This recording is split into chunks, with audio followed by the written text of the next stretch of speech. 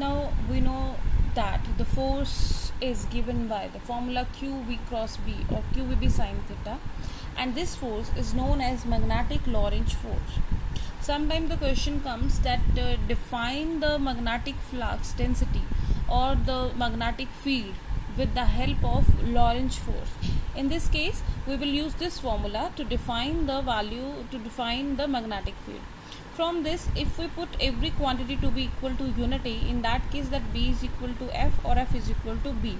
So we can easily define the magnetic field associated with the charged particle at that point. Right, now let us consider that Q is equal to 1 coulomb, V is equal to 1 meter per second, sine theta is equal to 1, that is theta is equal to 90 degree. So in that case F is equal to B or B is equal to F.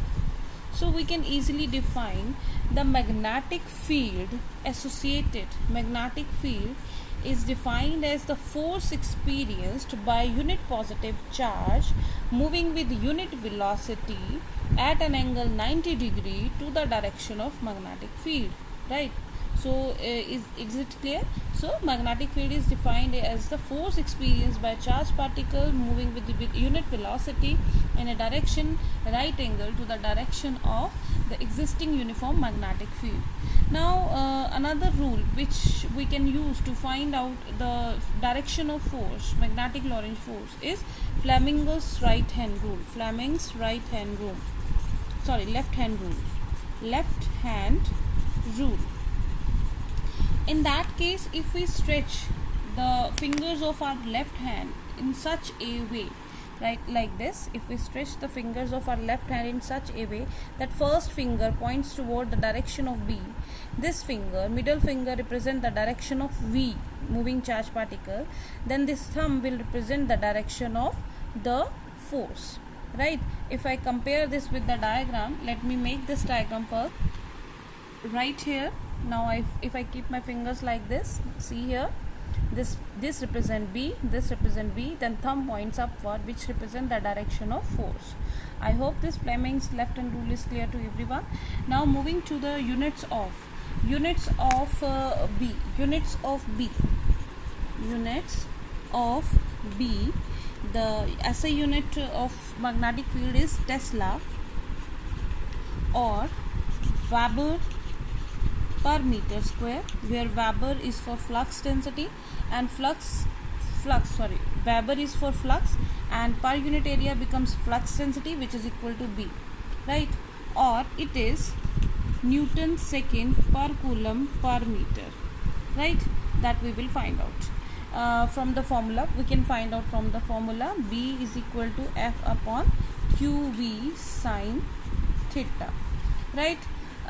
Similarly, we can get the value of Tesla. I have already explained you in my previous lectures that whenever we are going to define any of the unit, right, in that case we put every physical quantity to be equal to unity, and that in that case we can find out, right? So this magnetic flux FB is said to be 1 Tesla if 1 coulomb of charge moving right angle to the direction of magnetic field experience a force of 1 Newton at that point. Clear?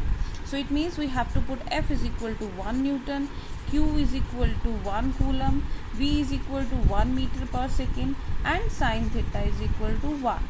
In that case, B will become 1 Tesla. So 1 Tesla can be defined as the magnetic flux density at a point is said to be 1 Tesla when 1 coulomb of charge is moving with unit velocity right angle to the direction of magnetic field experience a force of 1 Newton. So this is how we have defined 1 Tesla.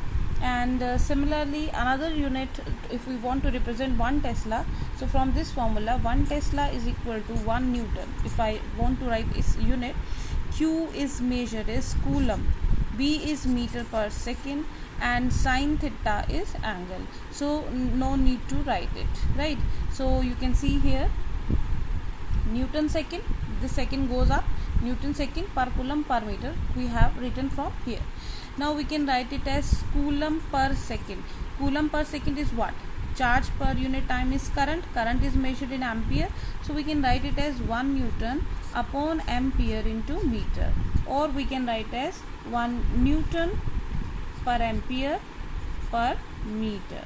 Right? So this is another unit we can write. So basically, if we want to write the units for a magnetic field, that would come to be Tesla, Weber per meter square, Newton second per Coulomb per meter, or Newton per ampere per meter.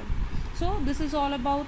And if we want to write units in CGS, system of unit, in CGS it is measured in Gauss CGS, right? In CGS it is represented in Gauss, and it is represented by G, which is equal to 10 raised to power minus 4 Tesla. This is relation that would come sometimes in 1 mark, right? So 1 Gauss is equal to 10 raised to power minus 4 Tesla. Similarly, we can get the value of dimension formula for the magnetic field. Let us have it. See, we know that F is equal to right now we have find out QVB sine theta. So from here, B is equal to F upon QV sine theta, right? So F is force, and the dimension formula for force is mLT minus 2, right? And Q is charge, and charge is represented as A into T, current into time. So A T, right? Now we're left with V, velocity meter per second, that is LT minus 1, and theta is dimensionless, so we will not write any of its units, any of its dimension. So this becomes mLT minus 2 here.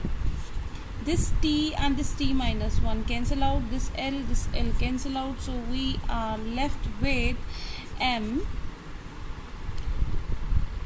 A minus M, this A minus 1 and T minus 2. So this is the dimension for formula for B. So this is all about the magnetic field.